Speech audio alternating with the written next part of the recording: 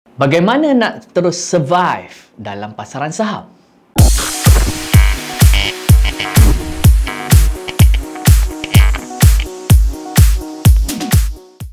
Ramai yang mencanang-canangkan bahawa pasaran saham ni merupakan suatu lubuk kemewahan, lubuk kekayaan, suatu tempat untuk kita senang nak jadi kaya. Tetapi pada hakikatnya sebenarnya tidaklah seindah seperti mana yang dikhabarkan.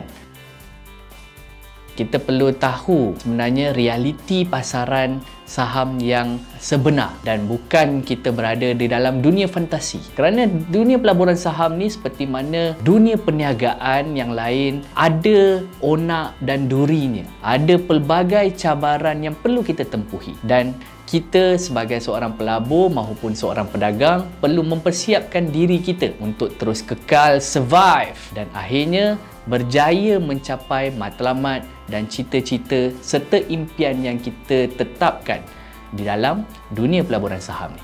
Jadi, tips survival yang pertama adalah menggunakan modal pelaburan hanya daripada wang lebihan yang kita ada. Nampak mudah, tetapi inilah sebenarnya masalah yang biasanya berlaku di kalangan para pelabur dan pedagang yang baru. Kerana mereka beranggapan bahawa pasaran saham ni seperti mana skim cepat kaya. Labur 500, esok jadi 1 juta. Macam skim cuci duit. Cuci 1, dapat 2. Tetapi sebenarnya pasaran saham bukanlah sebegitu. Jadi pasaran saham seperti mana dunia perniagaan yang lain, ada risiko dan juga ganjaran yang dijanjikan. Jadi kita tak boleh nak beranggapan pasaran saham ni hanya bercerita tentang untung. Pasal tu, satu tagline yang biasanya disebut-sebut adalah rugi itu pasti, untung itu wajib. Jadi, kenapa pentingnya kita menggunakan wang lebihan untuk dijadikan sebagai modal pelaburan kita? Kenapa tak boleh ke boleh terlibat dalam pasaran saham dengan menggunakan duit pinjaman bank ataupun duit pinjaman daripada mak ayah ataupun ahli keluarga yang lain? Sebenarnya tuan-tuan, kenapa pentingnya wang lebihan digunakan sebagai modal pelaburan adalah bagi mengelakkan kita rasa terdesak ataupun desperate kerana dunia pelaburan saham ni adalah suatu dunia yang tidak boleh dijangkakan. Sukar untuk kita nak menjangkakan apa yang bakal berlaku di dalam pasaran saham hari esok ataupun minggu depan ataupun bulan depan.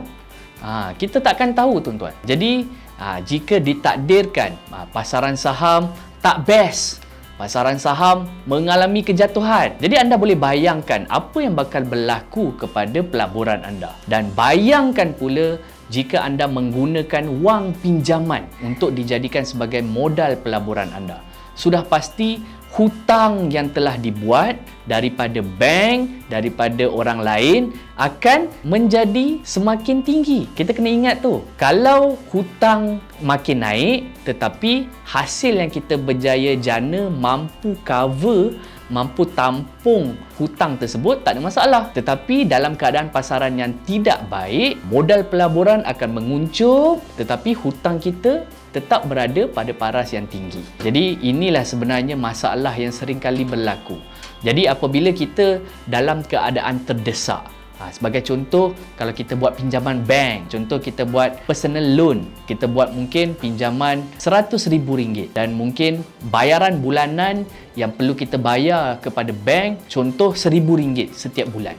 Kita ingat senang, tak apa, aku ada RM100,000, nanti aku beli saham ni naik, aku bayarlah bulan-bulanan. Kita ingatkan macam tu. Tetapi bukannya suatu yang pasti. Jika kita gagal, macam mana nak bayar? Kan dah tak boleh bayar.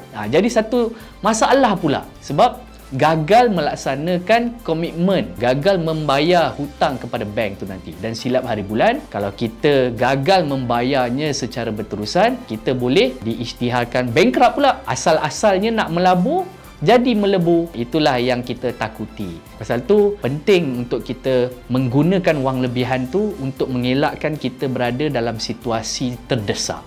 Dan jangan juga kita menggunakan duit yang sepatutnya kita gunakan untuk melunaskan komitmen bulanan kita. Contoh, sewa rumah. duit tadika anak, duit bayaran bulanan kereta, ataupun duit yang sepatutnya kita gunakan untuk keluarga kita membeli barangan keperluan hidup. Kalau duit yang sepatutnya kita dah allocatekan, kita asingkan untuk tujuan-tujuan tersebut digunakan dalam pelaburan saham, dan akhirnya apabila saham yang dibeli mengalami kerugian, kita pula akan mengalami masalah untuk membayar komitmen bulanan tersebut. Jadi inilah yang biasanya berlaku. Saya bercakap tentang realiti berdasarkan pengalaman yang saya lihat sendiri, berdasarkan penceritaan, berdasarkan perkongsian-perkongsian daripada ramai pedagang-pedagang yang lain, yang saya harap dapat dijadikan iktibar dan panduan kepada anda semua di luar sana untuk sama-sama beringat, untuk sama-sama menanam tekad untuk menjadi seorang pelabur dan pedagang yang bijak dan juga bertakwa. Jadi, nak tahu apakah tips yang kedua? InsyaAllah kita saksikan di video seterusnya.